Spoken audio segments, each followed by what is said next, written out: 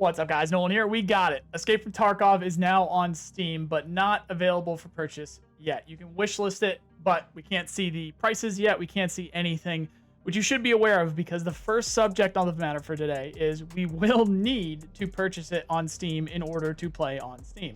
As Rilo mentions here, there is no universe where Steam would just allow a game to use their platform without getting the cut. I also have talked directly to developers at BSG that know what they're talking about in terms of the subject. They know what they're. This is just some. Isn't it an artist? This is the guy that makes the guns. We'll put it that way, and it checks out. What I've also asked about is multiple options. For instance, like a $1 option with cosmetics, or a DLC system, something like that with cosmetics.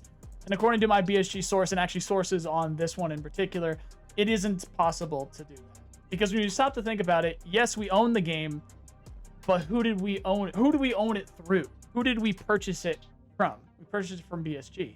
Steam is not BSG, so Steam needs their cut. Now, people do want to get their pitchforks out and start up the Unheard level drama again, and not to take away from Unheard. It deserved it, for sure, and it still does. But this is not that. Steam is a business and a product, as well as a service provider. If BSG were to allow people to play on there for free, then they would be using Steam services for free, and that isn't happening. The money going to Steam would need to make up for it. It would need to be worth it to provide their services, especially with a game like Tarkov and how popular it is. If the community switched over, as they likely will, or rather the entire community, big community, if there wasn't a cost involved, Steam would be doing it for free, and that just doesn't make any sense on Steam's point of view from a business perspective.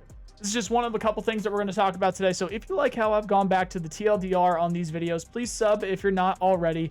Like the video and let me know what you think in the comments. I need the YouTube robot to like me again. Much appreciated, guys. So if you want to play Escape from Tarkov on Steam, you'll need to either create a new account to use separately from the BSG one, meaning you've got your Steam account, which is whatever you want, and then you have your BSG account, and for whatever reason, maybe you want a USEC over here, maybe you want a Bear over here, whatever you guys want to do. Or you buy a basic edition, and then you can transfer the other edition over. I have to say I'm worried about that. I could see it being a clusterfuck, if not happening perfectly on day one there, not to mention when exactly will this be happening? We will all have to be, will we have to all be waiting on launch day to have our account transfer over? Thankfully, according to the Q&A, that doesn't seem to be the case. It seems the data is stored through BSG, so that should not be an issue.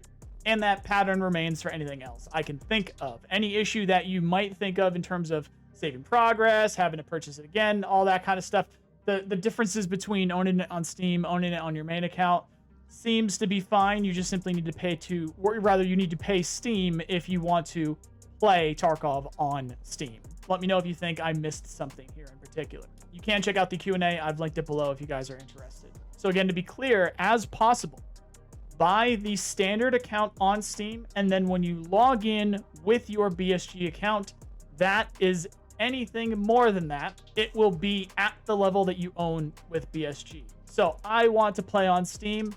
I buy a standard edition on Steam. I log in with my login that I've been using since 2016, and it now is that 2016 account that I am playing through Steam. That is how it has been explained to us. You can't use Steam without paying Steam. The only reason you'd buy anything higher than a standard account is if you want a separate account.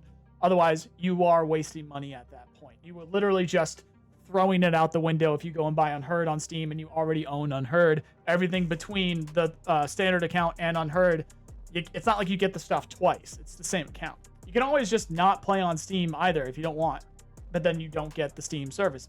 So you can just keep playing on the BSG launcher, and you won't have your Steam friends or anything else that you get through Steam.